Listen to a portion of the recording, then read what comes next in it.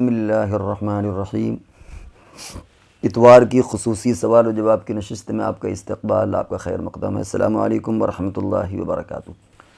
عبداللہ پوچھتے ہیں شادی کے فنکشن میں اکثر دیکھا جاتا ہے کہ مہمان خصوصی کے لیے ٹیبل مخصوص کر دی جاتی ہے، چاہے دوسرے مہمان کھڑے ہوں اور ان کے لیے جگہ دستیاب نہ ہو۔ بعض اوقات چلتی ہوئی ٹیبل کو بند کر دیا جاتا ہے جس پر پہلے سے مہمان کھانے یا بیٹھنے کے منتظر ہوتے ہیں اور انہیں اطلاع دیے بغیر وہ ٹیبل مہمان خصوصی کے لیے مختص کر دی جاتی ہے۔ ایسے میں عام مہمانوں کو شرمندگی، تکلیف اور مایوسی کا سامنا کرنا پڑتا ہے۔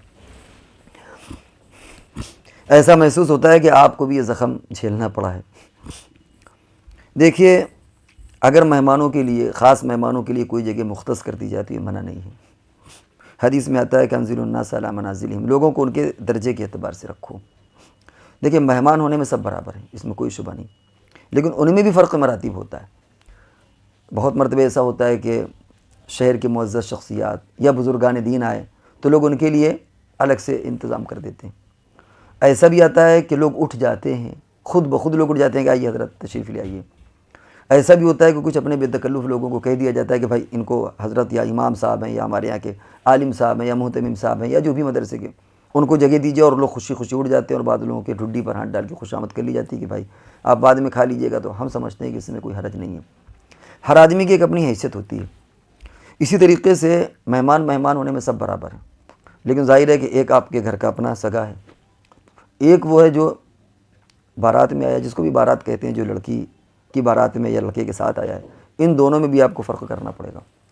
آپ اپنے لوگوں کو کہہ سکتے ہیں کہ دیکھیں بعد میں کھائیے گا، لیکن ان سے نہیں کہہ سکتے۔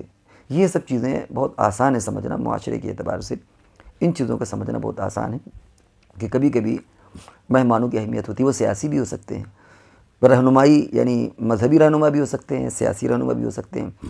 ایسا بھی ہو سکتا ہے کہ وہ لڑکے کے پچھ کے، اور ہمارے عرف میں ظاہر بات ہے کہ تھوڑا سا ان کا احترام سمجھا جاتا ہے۔ تو اچھا، اس میں ایسا بھی ہوتا ہے کہ ہو سکتا ہے کوئی غیر مسلم سیاست والا آ جائے، آپ اس کا احترام کریں۔ آدمی کا کہ لیجیے صاحب ہم تو مسلمان مومن، اور یہ دیکھیے صاحب فلاں منتری آ گئے، ان کا احترام۔ تو یہی سمجھنے کی غلطی ہے کہ کبھی کبھی ان کو ان کے درجے کا سمان دینا چاہیے، اگرچہ وہ مشرک و کافر ہوں، لیکن چونکہ حضور علیہ الصلوۃ والسلام نے کبھی کبھی کافروں کے لیے چادر بچھائی ہے کیونکہ وہ اپنے علاقے کا سردار تھا۔ تو ان چیزوں سے کیا ہوتا ہے، اس کا تعلق یہ دیکھا جاتا ہے کہ وہ مہمان کیسا ہے۔ ایک مہمان کی حیثیت بھی بدل جاتی ہے، کبھی وہ آپ کی طرف سے ہوتا ہے اور کبھی وہ ایسا ہوتا ہے کہ وہ دور سے آیا ہوا ہے، یا کبھی ایسا ہوتا ہے کہ وہ خاص طور سے جو ہمارے یہاں ہوتا ہے بارات، یعنی ہمارا خاص مہمان ہے۔ کچھ مہمان ایسے ہوتے ہیں جن کو ہم کہتے ہیں جناتی بھی ہے براتی بھی ہے، یعنی دونوں طرف کے ہوتے ہیں۔ تو یہ فرق ملحوظ رکھنے میں کوئی حرج نہیں ہے۔ البتہ بیٹھے ہوئے لوگوں کو کھڑا کرنا اگر ان کو ناگوار ہو تو ایسا نہیں کرنا چاہیے، اور اگر ایسا کیا جائے تو خود ہی ان کو چلے آنا چاہیے کہ ٹھیک ہے بھائی السلام علیکم، ایسی دعوت سے ہم تو چلتے ہیں، کیا ضرورت ہے اتنی ذلت کے ساتھ وہاں کھانا کھانے کے لیے، آپ چلے آئیے، ناراضی کا اظہار کر دیجیے۔ جہاں اتنی عزت نہ ہو تو وہاں فائدہ کیا ہے؟ لیکن عام طور سے ایسا نہیں ہوتا۔ کچھ جگہ اگر مختص ہوتی ہیں تو وہ ایک انتظامی امور ہوتا ہے۔ دیکھیے، اچانک کچھ لوگ آ جائیں گے تو ایک دم سے کہاں بیٹھالا جائے گا، تو کبھی ایسا ہوتا ہے کہ رش ہوتا ہے، لیکن کچھ چیزوں کو مخصوص کر دیا جاتا ہے کہ بھائی یہاں فلانے لوگ آ کے بیٹھ جائیں گے۔ یہ ایک انتظامی امور ہوتا ہے، ہم یہ سمجھتے ہیں اس میں کوئی حرج نہیں ہے۔ ہاں، ہر مہمان کا اکرام ہونا چاہیے، دل میں اس کی عزت ہونا چاہیے، کسی کو حقارت سے دیکھنے کی اجازت نہیں ہے۔ لیکن یہ فرق مراتب ہیں تو اس میں کوئی حرج نہیں۔ وہ فرق مراتب سسرالی بھی ہو سکتے ہیں، جناتی اور براتی کے اعتبار سے ہو سکتے ہیں، علماء کے اعتبار سے، بزرگان دین کے اعتبار سے، سیاسی رہنما کے اعتبار سے، وہ چاہے غیر مسلم ہی کیوں نہ ہو، اس اعتبار سے بہت سے فرق مراتب ہوتے ہیں۔ اس لیے اگر کہیں پر کوئی جگہ مخصوص کر دی جائے یا کسی کو اٹھا دیا جائے، کسی کو بیٹھا دیا جائے، ان چیزوں میں کوئی حرج نہیں ہے۔ اور اگر کوئی آدمی محسوس کرتا ہے کہ نہیں یہ تو غلط ہوا ہے، ہمارے ساتھ انسلٹ ہوئی، تو وہاں معذرت کر کے چلا ہے کہ بھائی آپ کے یہاں تو ہمیں عزت نہیں ملی، ہم تو جاتے ہیں، ایسا آدمی وہاں سے آ سکتا ہے۔ میرا خیال ہے کہ یہ سارے پہلو آ گئے ہیں، ہمیں امید ہے کہ انشاءاللہ آپ کا اشکال حل ہو گیا ہوگا اور سوالات کے جواب آپ کو مل گئے ہوں گے۔ ایک اور سوال ہے کہ کیا ایسی ٹیبل مختص کرنا خاص طور پر جب دیگر مہمان انتظار میں درست ہے؟ ابھی ہم نے بتایا آپ کہ مصلحت اور انتظامی امور سے اس میں کوئی حرج نہیں ہے۔ کیا چلتی ہوئی ٹیبل کو بغیر اطلاع کے بند کرنا مناسب ہے؟ عام طور سے ایسا ہوتا نہیں ہے، کہیں بالکل غیر مہذب لوگ ہوں یا انہیں سلیقہ نہ ہو تو ایسا کرتے ہیں، ورنہ کہاں ایسا ہوتا ہے کہ چلتی ہوئی ٹیبل کو لوگ کہیں کہ نہیں صاحب، چلتی ہوئی ٹیبل کا مطلب یہ ہے کہ اگر ابھی چل رہی اس کو روک دیا گیا تو اس میں تو کوئی حرج نہیں، انتظامی امور سے روک سکتے ہیں۔ ایک یہ ہے کہ بھائی کھانے سے ہی اٹھا دیا جائے کہ آدھا کھایا آدھا نہیں، تو ایسا تو کوئی بھی نہیں کرتا، ایسا کوئی نہیں کرتا۔ اور چلتی ہوئی ٹیبل کو روکنے میں کوئی حرج نہیں ہے۔ ہم لوگ کبھی کبھی دیکھتے ہیں کہ کوئی شہر کا ایک بڑا عالم آ گیا اور اس کے ساتھ کچھ اور لوگ ہیں، تو ایک ٹیبل کو روک دیا جاتا ہے کہ بھائی حضرت تشریف لائیں، حضرت کے ساتھ کچھ اور لوگ ہیں، ایک ٹیبل کو روک دیا کہ اس میں کیا حرج ہے؟ تو ہر ایک کو اس کا سمان ملنا چاہیے، اس میں کوئی حرج نہیں ہے۔ فرق مراتب کا تو شریعت میں بھی لحاظ رکھا گیا ہے۔ تو اس میں بھی کوئی حرج بظاہر محسوس نہیں ہوتا، کیونکہ یہ مہمانوں کے فرق مراتب کے اعتبار سے اور انتظامی امور سے ایسا ہوتا ہے۔ تیسرا انہی کے سوال ہے، اگر کوئی مہمان خصوصی ایسی بند کی گئی ٹیبل بیٹھے جہاں دوسرے پہلے سے مہمان کھڑے تھے تو کیا اس کے لیے درست ہے؟ یہ بھی وہی انتظامی امور ہے۔ ہم نے وہی بات کہی کہ اول تو ایسا کرنا نہیں چاہیے، اگر روکنا ہے تو وہاں پہلے سے اطلاع کر دی جائے کہ بھائی یہاں پر یہ ٹیبل روکی جا رہی ہے، اور عموماً ایسا ہی ہوتا ہے، پہلے سے بتا دیا جاتا ہے کہ بھائی یہ ٹیبل روکی جائے گی فلاں فلاں لوگوں کے لیے۔ تو اب اگر کوئی کھڑے انتظار کر رہا ہے تو اول تو یہ کہ کھڑے ہونے کی انتظار کرنے کی ضرورت ہے کہ آپ کرسی پر بیٹھے نا، جب سناٹا ہو جائے تب کھا لیجیے گا، تو کھڑے ہو کر کے انتظار کرنا تو خود ہی غلط ہے۔ تو کھڑے ہونے کی غلطی ہے کہ کھڑے لوگ ہو کیوں رہے ہیں، اس میں کھانے والا ہی بیچارہ سوچتا ہے کہ وہ لقمے گنے جا رہے ہیں یا کیا ہے، جلد بازی ہے یا کیا ہے، تو یہ تو کھڑے ہونا ہی غلط ہے۔ تو یہ سب انتظامی امور سے تعلق چیزیں رکھتی ہیں، اور اس میں موقع اور مصلحت کے اعتبار سے اس میں کوئی حرج نہیں ہے۔ اخت عزیز یہ پوچھتی ہیں کہ جماعت اسلامی سے جڑنا کیسا؟ ہمارے یہاں جاجموں میں عورتوں میں جماعت اسلامی والے بہت کام کر رہے ہیں، کافی عورتیں ان سے متاثر ہوتی ہیں۔ ہمارا اپنا احساس ہے کہ دین کی نوعیت سے بہت سارے لوگ دین کی خدمت اپنے اپنے طور پر کر رہے ہیں، اس میں کسی کا یہ دعویٰ کرنا کہ ہم سب کچھ کر رہے ہیں، یا کسی کا یہ دعویٰ کرنا کہ کوئی کچھ نہیں کر رہا، یہ غلط ہے۔ ایسی شکل میں آپ اگر محسوس کرتے ہیں کہ واقعی دین کا کام ہو رہا، فائدے کا کام ہو رہا، تو ہم یہ محسوس کرتے ہیں کہ جڑنے میں کوئی حرج نہیں ہے۔ بس اس میں ایک شرط اور لگا دیجئے کہ علماء سے مربوط رہیں، مشورہ کرتے رہیں، علماء سے پوچھتے رہیں، مشورہ کرتے رہیں، تو انشاءاللہ ایسا نہیں ہوگا کہ آپ بہک جائیں، کیونکہ بعض نظریات ایسے ہوتے ہیں کہ ہو سکتا ہے کہ وہ اعتدال سے یا صراط مستقیم سے ہٹ کر کے ہوں، تو وہاں پر کم سے کم لگام کسی رہے گی۔ باقی کسی بھی نوعیت سے اگر کوئی دین کا کام کر رہا ہے تو اس کے ساتھ لگ کر کے کام کرنا ہمیں محسوس کرتے ہیں کہ اس میں کوئی حرج نہیں ہے، لیکن اپنی باغ ڈور کسی عالم دین کے ہاتھ میں دے رکھنا چاہیے، وہ مستورات ہوں، عورتیں ہوں یا کچھ بھی ہوں، تاکہ کم سے کم اگر ہم کہیں پر کوئی غلطی کریں تو وہ ہمیں متنبع کرتے رہیں۔ عبد الرحمن پوچھتا حضرت ایک مدرسے کا طالب علم ہوں، لیکن یہ نمازی کے آگے سے گزرنا ایک عام بات ہے، جب میں اس پر ٹوکتا ہوں کہ یہ صحیح نہیں ہے تو لڑکے کہتے ہیں کہ فقہ شافعی میں یہ جائز ہے، تو آپ ذرا اس پر رہنمائی کریں۔ اول تو آپ کو پہلے اچھی طرح مسئلہ معلوم ہونا چاہیے کہ کتنی دور سے گزرنا صحیح ہے یا نہیں۔ جو چھوٹی مسجد ہے اس میں تو یہ کہ 3 صف کے ادھر سے گزر سکتے ہیں، جو بڑی مسجد میں اس میں یہ کہ 1 صف، یعنی جہاں تک آدمی کی 1 صف کے ادھر سے گزر سکتے ہیں، اور بعض رات نے اس کی 40 ہاتھ یا غالباً 60 ہاتھ، ہمیں ذہن میں تھوڑا ذہول ہو رہا ہے، یہ مسجد کی مقدار بتائی ہے، 60 بائی 60 یا 40 بائی 40 ہاتھ کی ہو۔ اور اگر اس زمرے میں دیکھیں گے تو بہت ساری مسجدیں، خصوصاً مدارس کی مسجدیں اس زمرے میں آ جاتی ہیں، تو ایسی شکل میں بالکل آگے سے گزرنا صحیح نہیں، لیکن تھوڑا ڈسٹینس سے گزرنا صحیح ہو جاتا ہے، اور اگر اس کی اجازت نہ دی جائے تو بڑی مشقتیں پیدا ہوں گی، پھر تو آدمی کھڑا ہی رہے گا۔ مسجد حرام میں، مسجد نبوی میں، بڑی بڑی مسجدوں میں، مدارس میں، جامع مسجد میں لوگ دور نماز پڑھنے لگتے ہیں۔ اب اگر کوئی آدمی دور تک بھی نہ گزر سکے تو وہ تو بیچارہ، اس کو اللہ جانے کتنا ٹائم لگ جائے گا خالی گزرنے میں، وہ یوں آئے گا پھر یوں جائے گا پھر یوں آئے گا پھر جائے گا، پھر ایسے بہت اسے وقت لگے گا۔ تو اس لیے فقہاء نے یہ آسانی دی ہے نصوص کی روشنی میں کہ اگر مسجد بڑی ہے تو صرف 1 صف کے وجہ سے آدمی گزر سکتا ہے، اور اس میں میرا خیال ہے کہ کسی کو کوئی مشقت نہیں ہوتی۔ بعض لوگ اس کو بھی منع کرتے ہیں، یہاں پر ہی زحمت پیدا ہوتی ہے، تو اسی لیے ہم نے کہا پہلے آپ صحیح طور پر مسئلہ بھی معلوم کر لیں کہ کتنی دور سے گزرنے پر آپ روکتے ہیں اور کتنی دور سے گزرنے پر آپ نہیں روکتے۔ باقی فقہ شافعی میں جائز ہے کہ ناجائز ہے، مجبوری میں دوسرے مسلک پر عمل کیا جا سکتا ہے۔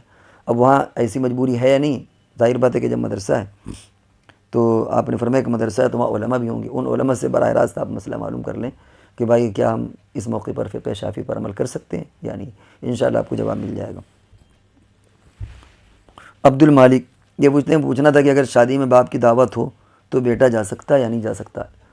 اس کا تعلق عرف عام سے ہے۔ بعض جگہوں پر مقصد نمائندگی ہوتی ہے کہ گھر کا کوئی ایک ممبر شریک ہو جائے، خاص طور سے دیہاتوں میں اس کو بہت دیکھا جاتا ہے، وہاں اس میں کوئی بھی حرج نہیں ہے، کوئی بھی باپ کی طرف سے بچہ چلا جاتا ہے، نمائندگی کہ آپ کی دعوت قبول ہے، ہم شامل ہیں، اور اب وہ کبھی ایسا ہوتا ہے کہ باپ گھر میں ہوتا ہے، کبھی ایسا ہوتا ہے کہ نہیں ہوتا، دونوں شکلوں میں بیٹا چلا جاتا ہے، وہاں تو کوئی حرج نہیں۔ اور کہیں کہیں پر ایسا ہوتا ہے کہ مقصد شخصیت بلانا ہوتا ہے کہ ہمیں آپ کو بلانا ہے، وہاں پر احتیاط کا تقاضا ہے کہ باپ ہی جائے، بیٹا نہ جائے، لیکن گنجائش اس کی کہ بیٹا چلا جائے، اگر چلا جائے تو اسے بھی ناجائز نہیں کہا جائے گا، کیونکہ بہرحال وہ باپ کا کسی نہ کسی درجے میں نائب ہوتا ہے۔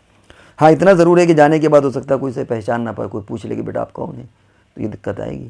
اگر پہچان ہے تو کوئی حرج نہیں اس میں، اور اگر پہچان نہ ہو تو گنجائش تو ہو جائے گی، لیکن احتیاط ہے کہ نہ جائے کہ کہیں بلا وجہ کوئی پوچھ لے۔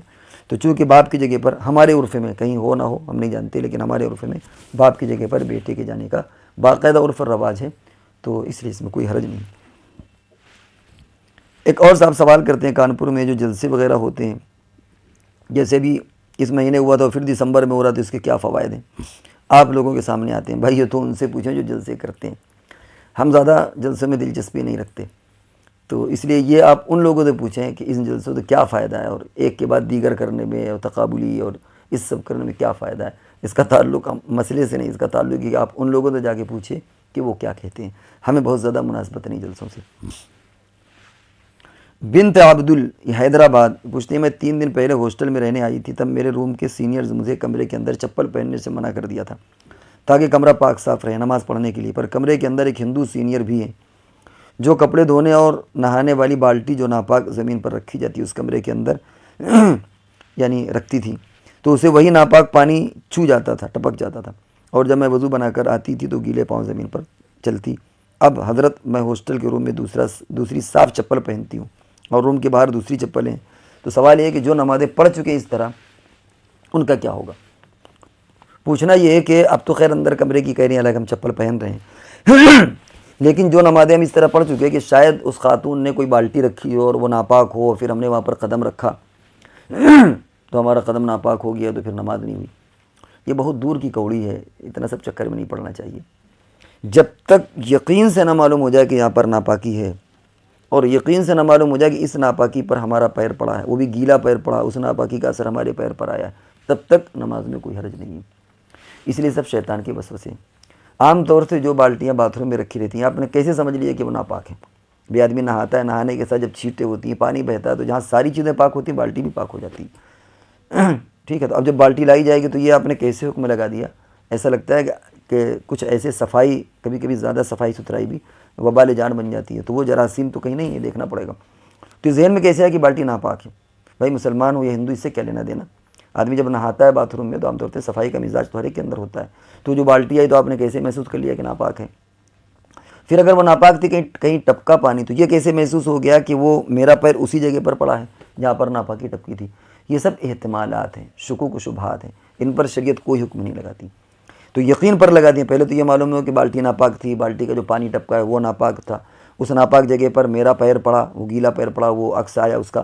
جب تک یہ یقین طور پر 100% یقینی طور پر یہ چیزیں نہیں آئیں گی تب تک پچھلی جو نمازیں ان میں قضا کا کوئی حکم نہیں، وہ ساری کی ساری نمازیں آپ کی ہو گئیں، ان میں پریشان ہونے کی ضرورت نہیں ہے۔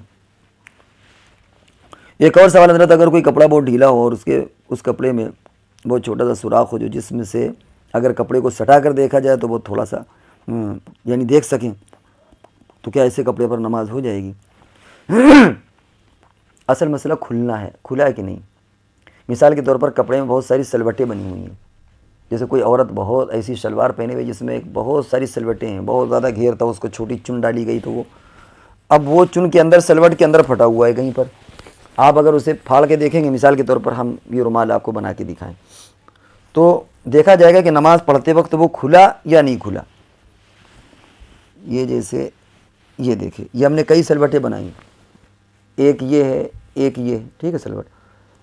اب مثال کے طور پر یہاں پر پھٹا ہوا ہے، اب یہاں پر پھٹا ہے، یہ کپڑا یوں تو نظر نہیں آئے گا، لیکن اگر کوئی اسے یوں چیر کے دیکھے تو نظر آ جائے گا، لیکن اگر وہ یوں لٹکا ہوا ہے، یہاں پھٹا ہے یا یہاں پھٹا تو دکھے گا نہیں۔ تو اصل جو مدار ہے وہ اس پر نہیں ہے کہ پھٹا ہے کہ نہیں پھٹا، اصل شریعت کا دار و مدار یہ کہ وہ نظر آ رہا ہے کہ نہیں۔ اب اگر نماز پڑھنے میں کھل جاتا ہے، وہ نظر آ جاتا ہے، تو ایسی شکل میں نماز نہیں ہوگی جو ایک خاص مقدار میں، لیکن اگر اندر پھٹا ہے اور پوری نماز میں کھلتا نہیں ہے، لیکن آپ اگر اسے چیر کر کے دیکھیں، کھول کر کے دیکھیں تو وہ جس میں دکھ جائے گا تو نماز ہو جائے گی، کیونکہ نماز پڑھنے میں تو کھلا نہیں ہے، وہ تو آپ کا عمل ہے۔ یہ ایسے ہی ہے جیسے مثال کے طور پر کوئی عورت اپنی شلوار یوں اٹھا دے، ہم پیجامہ پہنے ہوئے ورنہ ہماری اسکن دکھ جاتی، اب اگر کوئی عورت یوں شلوار اٹھا دے تو پیجامہ دکھ جائے گا، اور اگر ایسے کیے ہوئے تو، اور اگر کوئی عورت بہت چوڑے دار غرارہ یا پیجامہ پہنے ہوئے تو ظاہر بات ہے کہ اگر اس کو یوں اٹھایا جائے گا تب تو پورا بدن دکھ جائے گا، لیکن جب آدمی سامنے سے دیکھے گا تو بدن نہیں دکھ رہا، تو پھر وہ اعتبار ہوگا کہ دکھ رہا ہے کہ نہیں دکھ رہا۔ تو نماز میں دیکھنا یہ ہے کہ بدن نماز پڑھتے ہوئے نظر آیا یا نظر نہیں آیا، یہ نہیں دیکھا جائے گا کہ پھٹا ہے کہ نہیں پھٹا، سمجھ رہے ہیں؟ اگر پھٹا ہے اور نماز پڑھنے میں رکوع سجدے میں کرتے ہوئے بدن جسم نظر آ گیا تو نماز نہیں ہوگی، لیکن اگر پھٹا ہوا ہے چاہے جتنا پھٹا ہو لیکن پوری نماز پڑھنے میں وہ نظر ہی نہیں آیا، حالانکہ آپ اگر اس کو کھول کر کے جسم میں چپکا کر کے دیکھیں تو جسم نظر آ جائے گا کھلا ہوا، جیسے کہ ابھی میں نے شلوار کی مثال دی، غرارے کی مثال دی، لیکن ویسے نہیں دکھ رہا، ایسی شکل میں نماز ہو جائے گی۔ ایک اور صاحب نے یہاں پر پوچھا ہے، یہ پڑوس کے ملک کے ایک عالم ہیں جنہوں نے اخلاق رذیلہ کے تعلق سے کچھ باتیں کہی ہیں کہ بھی مدرسے میں ایسا ہوتا ہے ویسا ہوتا ہے۔ انہوں نے پوچھا کہ اخلاق رذیلہ کیا ہے؟ یہ مفتی منظور مینگل صاحب جو کبھی کبھی ہنساتے مزاح بھی کرتے ہیں، اس کے تعلق سے کسی بندے نے پوچھا ہے کہ یہ اخلاق رذیلہ کیا ہے؟ اگر آپ کو اخلاق رذیلہ بھی نہیں معلوم تو پھر ہمیں اس کی مزید تشریح کرنے کی ضرورت نہیں ہے۔ اخلاق رذیلہ تو خود ایک تشریح ہے، تشریح کیا کی جائے، اب اس کو بہت کھول کر کے نہیں بیان کیا جا سکتا۔ تو ہماری رائے ہے کہ آپ وہیں پر کسی سے پوچھ لیں جہاں کہ آپ علاقے کے ہیں، بھائی اخلاق رذیلہ کیا ہے، تو وہ آپ کو بتا دیں گے۔ اس ویڈیو میں اس کی مزید وضاحت مناسب نہیں ہے۔ تو یہ رہے آج کے سوالات کے جواب۔ اب ہم اگلی نشست تک کے لیے آپ سے رخصت ہوتے ہیں، جب تک کے لیے ہمیں اجازت دیجیے۔ والسلام علیکم ورحمۃ اللہ وبرکاتہ۔